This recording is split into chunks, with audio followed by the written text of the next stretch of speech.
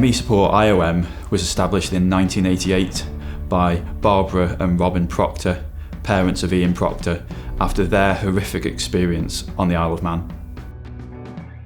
At 12, Ian got ME and became paralysed and mute, but because no abnormality showed on his tests, his doctors dismissed him as school-phobic. There was a knock at the door, and it was the GP.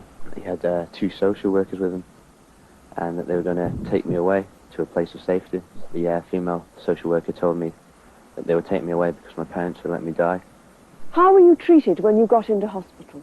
They used to race down the corridor with me in the wheelchair and suddenly stopped to see if I'd react or anything. They even took me swimming and let me go under the water one time. The theory was that he was faking his paralysis and would surely swim. They let me go in the deep end. I was paralysed, I couldn't speak, and I was scared. I didn't know what was going to happen to me. I didn't know if they were going to bring me back up or not. They also put me on a ghost train. I think the idea of that was to scare me into moving. I was totally distraught. I was just crying all the time. I am very bitter about the way I was treated. Most of the doctors didn't really want to understand what the illness was about. Didn't really care how I was treated. They just wanted me to get, they wanted me better instantly.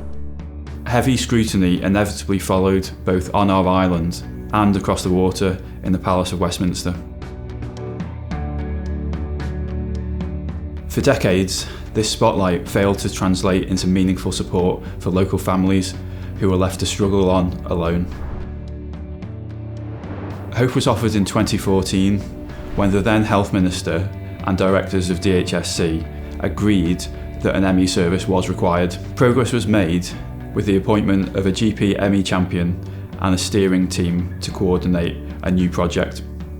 But progress stalled, and the role of GP ME champion was discontinued in 2015 due to a lack of funding and a lack of logistical support. In 2019, Craig Morris, Vice President of our charity, started an online petition to demonstrate public support for a new service. Craig and I shared a series of videos on social media documenting our personal experiences of the condition to promote the petition. I think that the chances of recovery are much better if you get the right advice in the first 6 months. And the response was moving. We received over 2,500 signatures to the petition on our small island.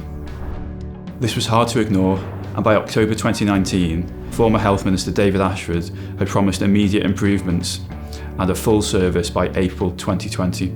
This has been talked about for 9 years now, and it's enough of talking about it. It's time to do it. And my challenge as Minister is to make sure that they actually start seeing change on the ground. This deadline was missed, and the consequences would be grave. From this evening, I must give the British people a very simple instruction. You must stay at home. People with ME feared that the COVID outbreak in March 2020 would lead to an avalanche of ME cases. Sadly, these fears have been realised. By late summer of 2020, DHSC was still struggling to make progress, and with the island temporarily COVID-free, we took the opportunity to set out what was required, the simple steps to implement an ME service that would benefit those with ME and also those from the long COVID community. Regrettably, and not for the first time, the DHSC was unable to translate patient feedback and expertise into results. In May 2021, we resorted to an intense fortnight of advocacy.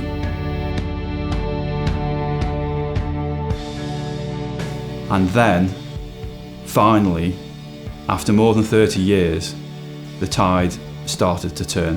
Regular discussions between Manx Care and ME Support IOM have continued since then, and we have worked together to co-produce a new service.